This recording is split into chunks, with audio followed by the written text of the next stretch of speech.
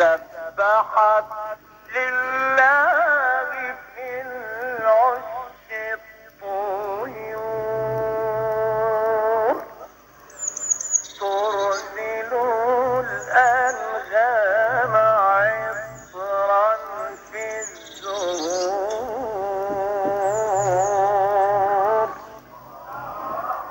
سبحت.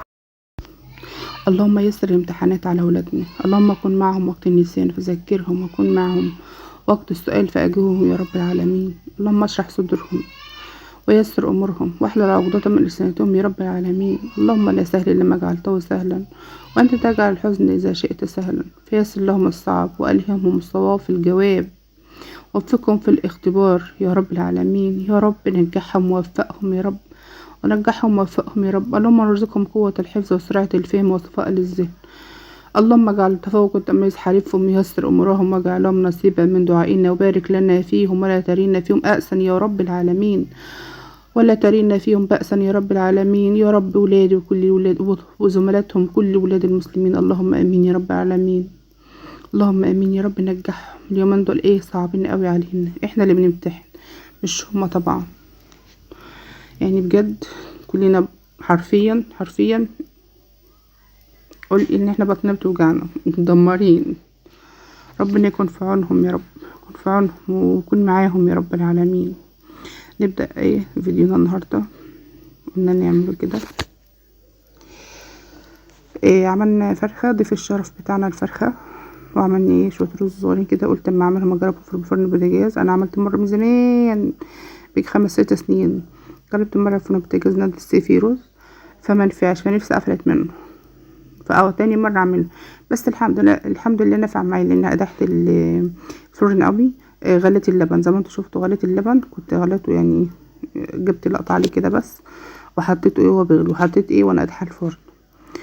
طبعا غسلته وحطيت عليه ملح وحطيت عليه فلفل صغيره والسمنه ومعلقتين زيت كده، وقلبته وحطيت اللبن بيغلي وحطيته في الفرن بوتاجاز. عندنا الفرخه برضه طبعا كنت مغسلاها ومنضفاها وحطيت لها محلول النقع بتاعها، وقطعتها 2 وظبطتها كده، وجبت بصل قطعته جوليان زي ما انتوا شفتوا كده. اللهم صل على محمد وعلى اله وصحبه اجمعين. وحطيت جبت الصينيه بتاعنا وحطيت فيها معلقتين زيت وحته سمنه بلدي، زبده بلدي دي. وحمرت الفرختنا حلو قوي وهي لسه نيه كده، حمرتها اديتها تحميره حلوه كده، وطلعتها قمت انا نازله بالبصل. حلو الكلام. طبعا انا مش عايزه ان المره دي احط بهارات وتوابل كتير بقى، ابوظ طعم الفرخه، عايزه احس بطعمها.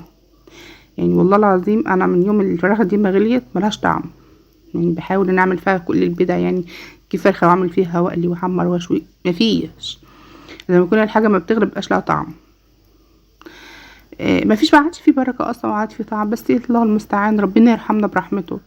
المهم يوم تاني جايبه حطيت البصل واديته تشويحه شويه صغيرين كده، نزلت مش عارف معلقه سكر صغيره وملح وفلفل وبابريكا، ما حطيتش حاجه تاني خالص، لا بهارات وتوابل تاني.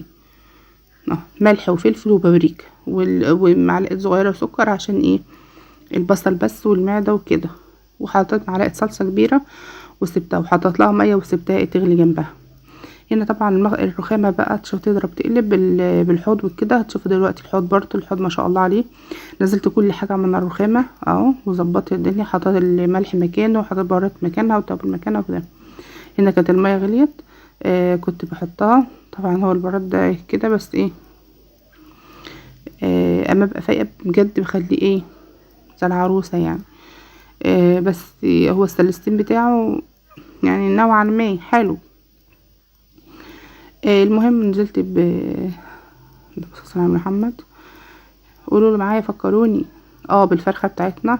حطيت معاها قد الفرخه بس، انا عايزه الصوص بتاعها حلو، اللي هي شوربه يعني، مش عايزه مرقه يعني اللي هي الكتير، ولا عايزه انها تبقى ناشفه قوي، حاجه تبقى لها صوص كده. الرز بتاعنا ما شاء الله حلو. انا قلت اما اعمله كده تقطعه كده يعني، عملت البتاعه ديت بالسكينه الصغيره ديت يعني اعمله من تحت كده تقطعه شويه كده، وحطيته شويه ان هو يشدد على ما هدي غلوة بس للفرخة على البوتاجاز وانزل بها او اعملها بورق فيول وانزل بها في الفرن.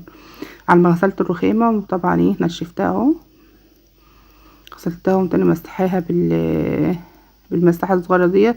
نفسي الاقي مساحة صغيرة زي تاني حلوة بس تكون حلوة، انما دي طلعت سكة، كانت تقريبا مش عارفة ب20 ولا ب15 جنيه، مش هي في الحدود دي، مطلعتش حلوة خالص. اديت غلوة للفرخة. الرز ما شاء الله طلع اهوت، ده رز معمر مش رز معمر، طبعا رز معمر بتاع اليمين بتاع المدارس.